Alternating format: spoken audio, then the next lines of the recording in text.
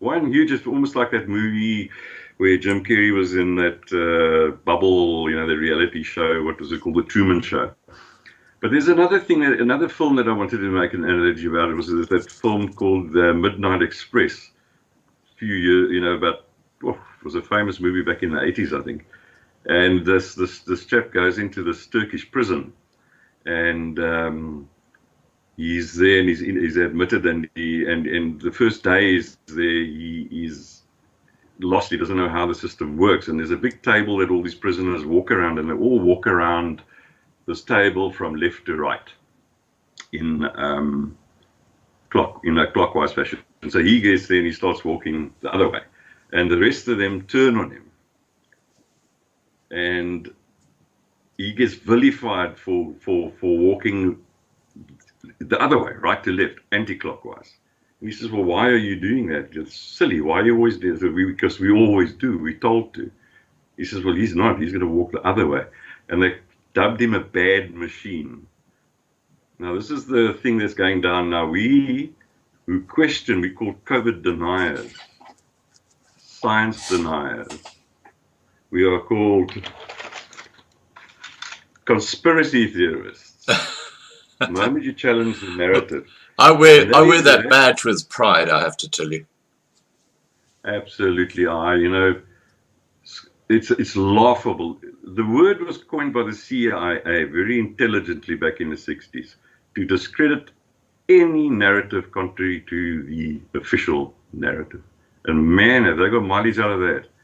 Yeah, it's like those words. All the bad conspiracy theorists, but very educated people, Scott. Now you're talking about people that are lawyers and high caliber guys. I wanted to come to that.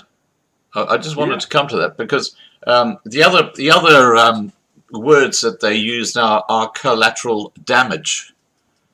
And you remember with the Iraq War, I mean, all those people that were killed were collateral damage. Don't worry about it.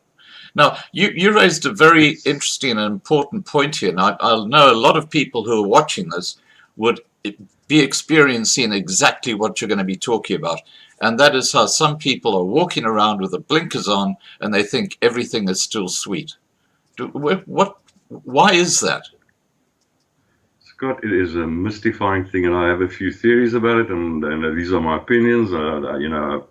I'm a satirist by nature. I don't do a lot of it. This is how I see it and how it came about, and I'll get onto that. But if you're looking back to the beginning of last year, this time, and you look at now, this planet is it's a prison. It's become a lockdown planet. You are restricted, controlled. You are absolutely monitored. You are not allowed to do certain things, and they get promised along the way. When you comply, we will give you back those rights. Then they give them back temporarily, then they take them away. And these fools who then turn on other people who question and say, why did you just do what they say and let's get this all over with and then we could all go back to normal? I absolutely have to start. It is ridiculous. You really seriously think they're going to let you go back to normal ever again? You are deluded. It's not going to happen. This perpetual control is just starting, as you earlier said, Scott. It's just the beginning, and it's just going to get. They're going to not know what hit them, because with America, with why they had to rig this election, I think Trump was the only person who sort of had his foot in the door. He wasn't part of the plan. They had to rig this Biden election, and it's not about Biden. It's obviously about Kamala Harris. They're going to put her in.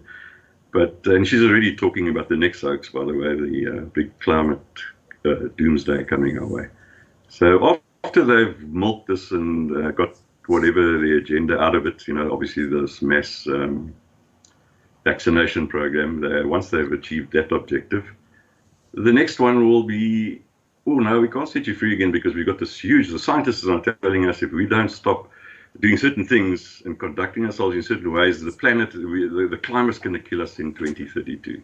We've got the apocalypse, the climate apocalypse coming. So, and the people are buying this up and lapping it all up, and you question how did we get here? Some of these people are extremely intelligent. Why don't they see this? What is it? This obedience and compliance and never question. Well, I thought governments were there to serve the public,